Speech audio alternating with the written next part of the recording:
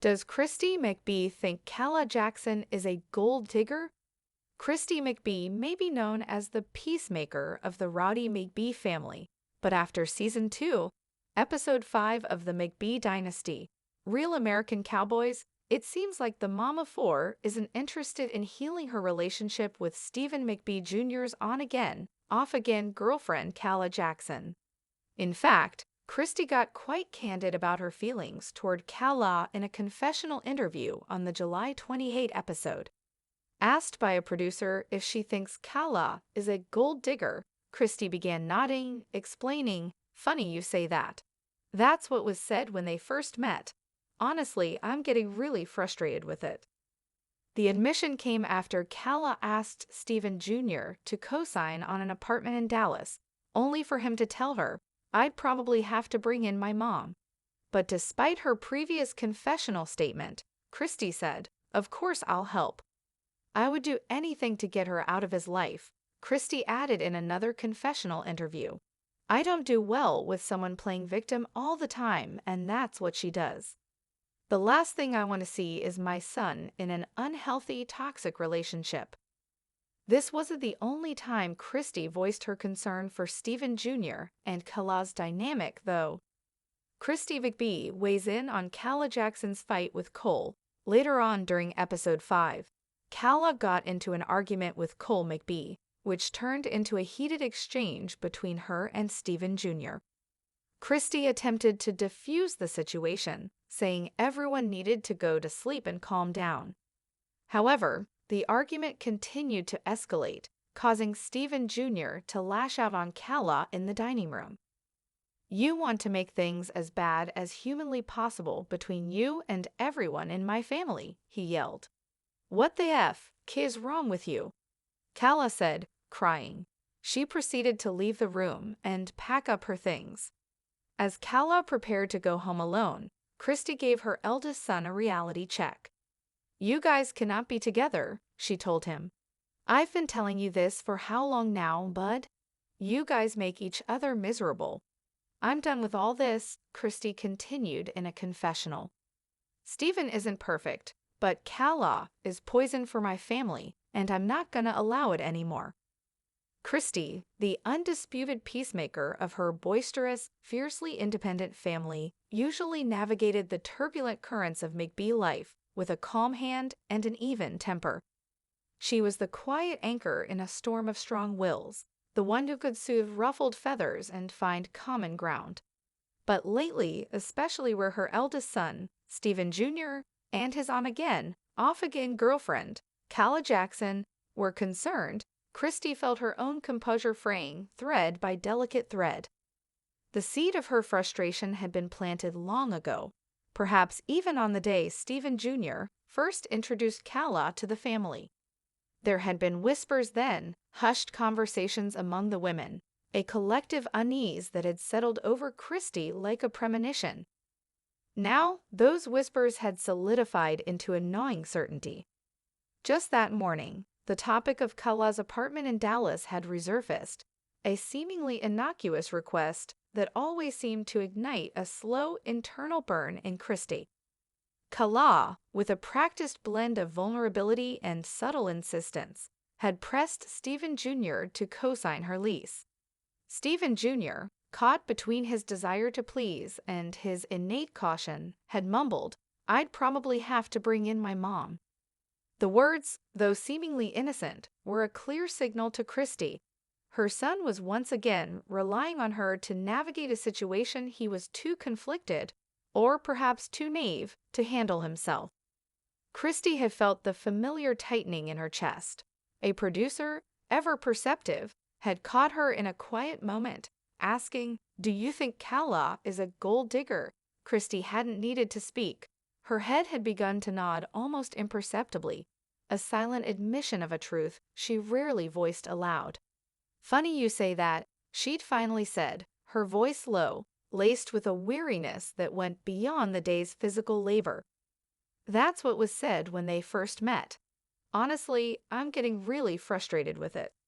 Yet when Stephen Jr. had later approached her, a hopeful, almost pleading look in his eyes, Christy had surprised even herself. "Of course I'll help," she'd heard herself say, the words tasting like ash in her mouth. The irony was bitter. Her public declaration of support was a private act of desperation. "I would do anything to get her out of his life," she confessed in another, more candid moment with the camera, her voice tight with a resolve born of exhaustion. "I don't do well with someone playing victim all the time, and that's what she does. The last thing I want to see is my son in an unhealthy, toxic relationship." The evening meal was usually a boisterous affair at the McBee ranch. The clatter of cutlery, the hearty laughter of the boys, the easy banter that flowed as freely as the sweet tea. It was the soundtrack of their lives. Tonight, however, an undercurrent of tension hummed beneath the surface, a discordant note in the familiar symphony. Stephen Jr. and Calah sat across from each other, a silent chasm between them, their gazes rarely meeting. The conversation, initially light, began to veer into dangerous territory.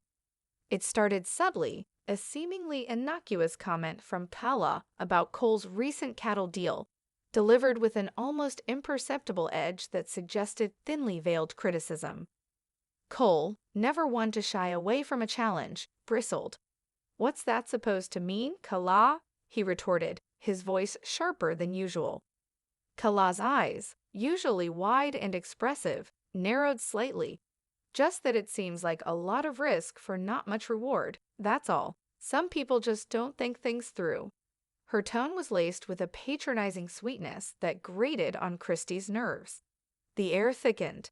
Jess and Braden exchanged glances, sensing the impending storm. Stephen Jr. shifted uncomfortably, caught in the crossfire. He tried to interject, a weak attempt to diffuse the situation, but his words were lost as Cole's voice rose. "You know nothing about this business, Calah. You just like to stir things up." Calah's face crumpled, her lower lip trembling. "Oh, so now I'm just stirring things up. I'm just trying to be helpful, trying to look out for Stephen and his family. And this is the thanks I get." Her voice began to rise, tinged with a familiar whine. Christy, ever the peacemaker, saw the storm gathering. She placed her fork down, the gentle clink echoing in the sudden lull. "Everyone needs to go to sleep and calm down," she stated, her voice firm but weary, hoping to inject a dose of reason into the escalating emotions. "We're all tired. Let's just finish dinner." But her words, usually a balm, were lost in the maelstrom that followed. Calah, seemingly fueled by Cole's accusation, turned her ire on Stephen Jr. "You always let your family treat me like this. You never stand up for me," she cried, her voice escalating to a near shriek. Stephen Jr., pushed to his limit, finally snapped. He slammed his fist on the table, making the plates jump. "You want to make things as bad as humanly possible between you and everyone in my family." He roared, his face contorted in a mix of anger, frustration, and a deep, raw exhaustion. "That's all you ever do." The dining room fell silent, save for Calah's ragged gasps. Her face, tear-streaked and blotchy, twisted in a mask of hurt. "What the f*** is wrong with you?" she whispered, the words barely audible through her sobs. Without another word, she pushed back her chair with a violent scrape that echoed through the room and fled. The sound of her hurried footsteps thudding up the stairs, followed by the distant slam of a door, signaled her dramatic exit. Christy watched her go, a complex mix of emotions churning within her. There was a flicker of pity for Calah's obvious distress, but it was quickly overshadowed by a profound weariness. She had seen this script play out countless times. The dramatic exit, the tears, the threat of leaving, it was Calah's familiar tactic, one that always seemed to leave Stephen Jr. reeling, torn between anger and guilt. Minutes later, the sounds of frantic packing drifted from Stephen Jr.'s room. Christy sighed, pushing herself up from the table. The boys, sensing the gravity of the moment, had quietly dispersed, leaving her alone in the suddenly too quiet dining room. She found Stephen Jr. pacing his bedroom, his jaw clenched, his eyes darting toward the door as if expecting Calah to reappear, to apologize, to somehow reset the volatile scene. Christy leaned against the doorframe, her arms crossed.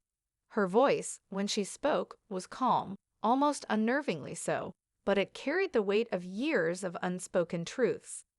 "You guys cannot be together," she stated, her gaze steady on her son. It wasn't a question, or even a suggestion. It was a declaration. She had held her tongue for too long, tiptoed around the issue, hoping they would see the truth themselves. But the latest explosion had solidified her conviction. "I've been telling you this for how long now, bud? You guys make each other miserable." Stephen Jr. stopped pacing, his shoulders slumping. He looked at his mother, a flicker of vulnerability in his usually guarded eyes. He knew she was right, deep down. The constant arguments, the emotional roller coaster, the feeling of being perpetually drained, he felt it all. But the tangled web of his feelings for Calah was not easily untangled. There was a pull, a magnetic force that kept drawing him back, even as it tore him apart. Christy stepped further into the room, her voice gaining strength, not for Stephen Jr.'s benefit, but for her own, a reaffirmation of her breaking point. "I'm done with all this," she continued, her gaze unwavering.